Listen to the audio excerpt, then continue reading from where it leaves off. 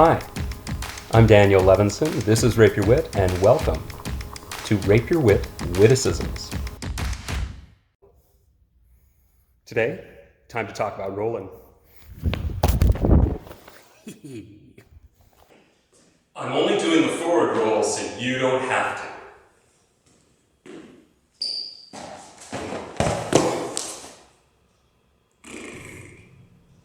Why am I not a fan of front somersaults or forward rolls? Well, it breaks our first rule, safety. Usually, when people do a front somersault, you see them place their head on the ground, which could hurt as they smack it.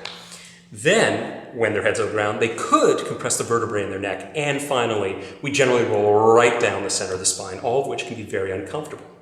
Most people learn front somersaults or forward rolls when they're very, very young, so we're usually built differently than when we're adults. And usually it's performing on a surface like a mat that is a lot more forgiving than what we usually perform on, which is a stage or a set. The second issue I have is breaking of Rule 2. It takes a long time to go from a standing position to the floor because you have to have your feet neutral, you bend your knees, you fold forward, place your hands. And in performance time, it seems to take too long. And it looks like technique, so it robs us of the illusion of spontaneity. So breaking Rule 1, already it's off the table. Breaking number 2, then it's completely not valuable for us, in my opinion. Shoulder roll. Shoulder roll. You'll notice that I take a large step forward to drop my center, so I'm already going to be closer to the floor. And you'll notice I'm going to reach out with my hands, but not directly in front of me, but rather to my open side, to my non-dominant side. And then when my hands touch the floor, my feet leave the floor, and I lower myself to my shoulder, and then roll diagonally from my shoulder to the opposite hip. Now, when I say shoulder, I don't actually mean the joint or the front of it. Quite the opposite. It's well in the back towards the place above the shoulder blade. And it's important to understand that you don't want to drive a sensitive area of your shoulder into the floor. And that's where your reach, your extension, your curvature, all these little aspects of the shape you create make the roll far more kind to the body. Another thing I would suggest is breathe out as you're doing it. It is infinitely easier than holding your breath and feeling that jarring aspect when you're locked up and all tense. Aikido roll. Aikido roll. Now the Aikido roll is very similar to the shoulder roll. Again, I'm going to be stepping forward. Again, I'm going to be reaching to my non-dominant side, only this time, rather than both palms on the floor, lowering me to the floor, what I'm doing is using my dominant hand, just the knife edge of that hand, and guiding myself through the circle of the Aikido roll. So basically, I just barely find the floor with the edge of my hand, and then, as I travel up to my shoulder, the rest of the roll is identical to my shoulder roll. I go from my shoulder to my opposite hip. My edge of my hand barely finds the floor, more and more of me connects with the floor, until finally, by the time my shoulder's on the floor, I am feeling supported and engaged entirely on the floor. Not putting your legs over your shoulders roll, or barrel roll, or I'm on fire roll, or just don't do this roll.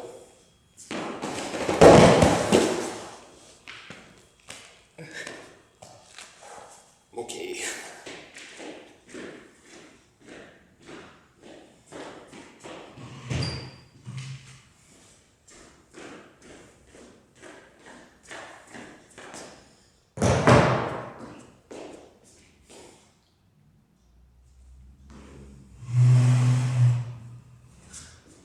Obstacle roll.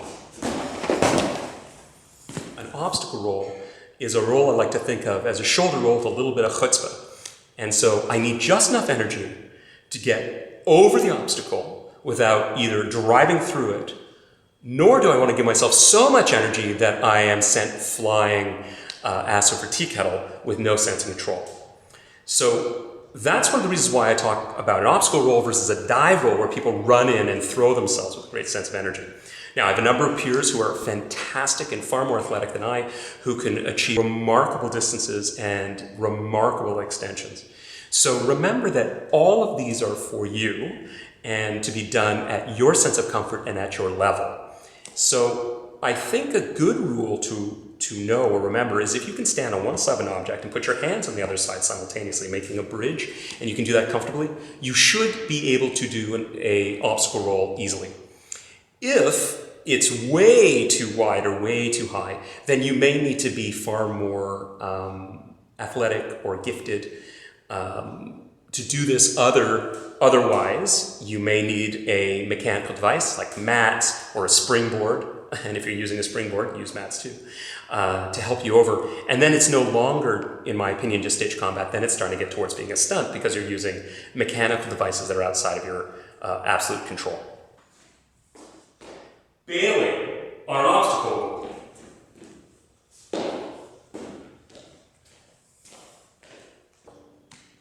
I find, and not everyone agrees with this, and I just want to put this out there, I like to use the palms of my hand for shoulder rolls and obstacle rolls when I have the potential of using more energy or having more energy still in my body when I find the floor.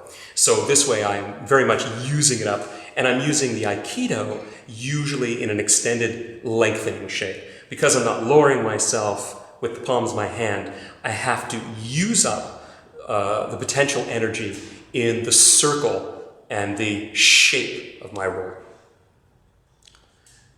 I think a good thing to understand is that you're full of potential energy whenever you're standing up.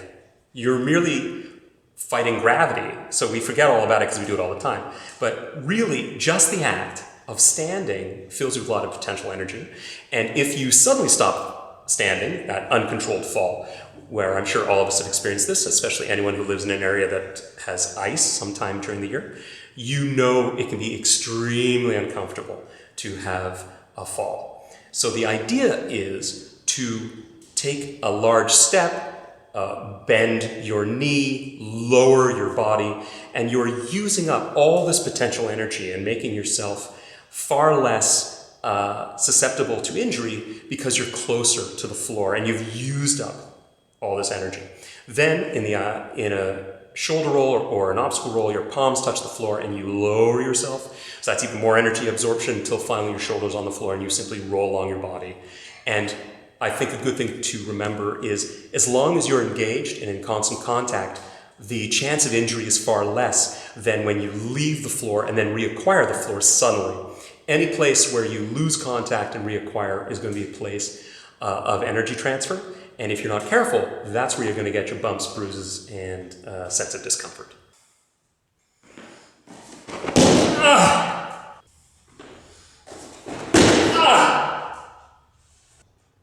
The kip. A roll is really interesting, or can be really interesting, but it still doesn't tell the audience the entirety of the story, especially if you want to create the illusion of injury. Add a kip to the end of a roll, and at the end of the kip, we will have a cell. So the kip is placing your feet, the soles of your feet, on the floor just before your bum finds the floor. So you continue your roll as you always had, either from your shoulder or Aikido roll. And then before your bum touches the floor, soles of the feet. And then once the soles of feet have touched and you have therefore dissipated energy, then you play the illusion, the cell, that you hurt your back, and that's where you then rotate, grasping the illusion of grasping your back, because that's the illusion that you're trying to sell, the injury to the back. One of the reasons why I talk about not placing your bum on the floor is the danger that when you are on the floor with your bum, you often want to land on your heels like this. So this could really injure you. And when you're on the floor, you want to make sure that when you're landing, you're coming out of the roll and landing with the soles of your feet before your bum touches the floor. The danger is many people want to do this. And that's a lot of pressure on the ankles. Even if they keep their back down, that could really hurt. So this is not ideal. By concentrating on getting the feet down before the bum, we have a lot more control. Then, onto the cell.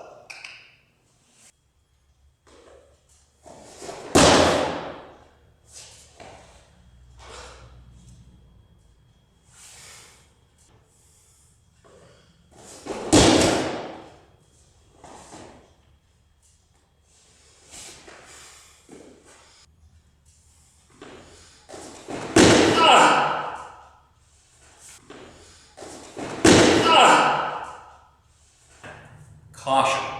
These are things we commonly see happen that people do with their feet at the end of a kip, and it could really hurt you, so be careful.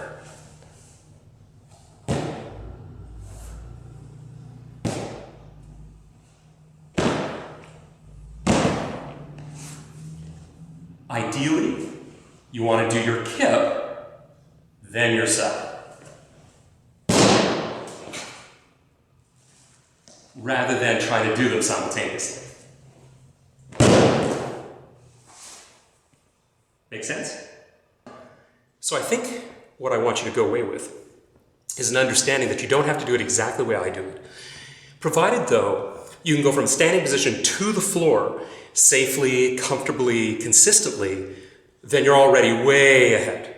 And it's a super useful technique to have to pull out when you want to do something spectacular, to use up some time on stage, to move over an object or a fellow actor, or generally just to give yourself some choice in performance.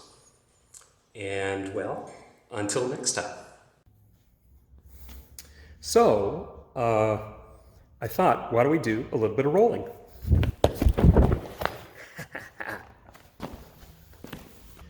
Okay, well, I guess today is the day I'm going to talk about rolling. I'm so lonely.